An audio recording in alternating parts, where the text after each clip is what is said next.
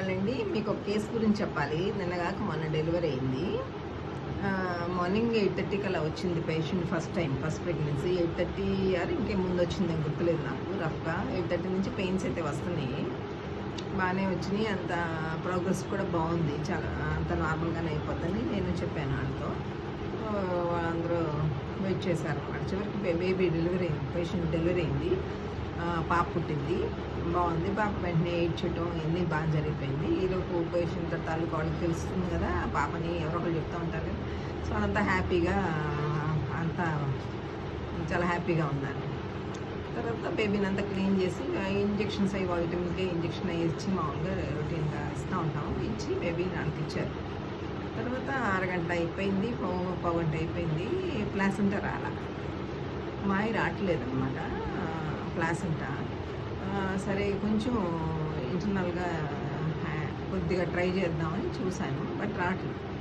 So అడ్హరెంట్గా ఉందేమో అని అనుకుని సరే ఇంకా కాసేపు అవి చూసిన తర్వాత ఎనాస్థిస్ని చూసి థియేటర్కి తీసుకెళ్ళి తీయాల్సి వస్తుంది అనమాట. అలాంటి సిచ్యువేషన్స్ రీటైన్ ప్లాసెంటా అంటారు.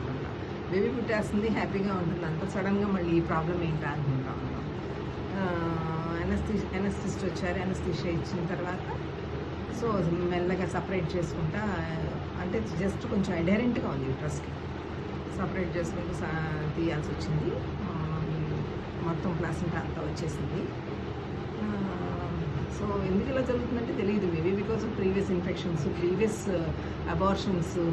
ఆ అమ్మాయికి కూడా 2 అబార్షన్స్ అయినాయి అంట. సో దాని మూలన కూడా అబార్షన్స్ మూలన ఏమైనా అతుక్కున్నట్టుగా ఉంటుంది అనమాట, అడ్హరెంట్గా ఉంటుంది. సో అంతా హ్యాపీగా జరిగిపోయింది, బేబీ డెలివరీ అయిపోయింది, అబ్బా హ్యాపీ అని అనుకున్నాం. కానీ వెంటనే సడన్గా ఇట్లా ప్రాబ్లం వచ్చింది. సో ప్లాసెంటా వచ్చేసరికి దాన్ని మళ్ళీ ఎనస్థీషియా ఇచ్చి అండర్ ఎనస్థీషియా రిమూవ్ చేసాము. తర్వాత అంతా హ్యాపీగానే ఉంది అనుకోండి ఇప్పుడు. సో ఇట్లా జరగచ్చు, ఇట్లాంటి జరిగే సిచ్యువేషన్స్ ఉంటాయి, బట్ తక్కువ. ఇన్స్టిట్యూషన్స్లో ఎక్కువ చూస్తారేమో, కానీ ప్రైవేట్లో మేము తక్కువే చూస్తాం. మేబీ మ్యాక్సిమం ఒక 3-4 మ్యాక్సిమం 5 అయినాయేమో అంతే ఇంతవరకు.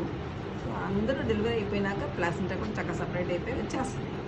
ఎక్కడన్నా ఒకరికి ప్రీవియస్ హిస్టరీ మూలాన ఇలాంటివి జరుగుతూ ఉంటాయి, కాబట్టి ఇవి కూడా తెలుసుకుంటూ ఉంటారు. Okay, thank you.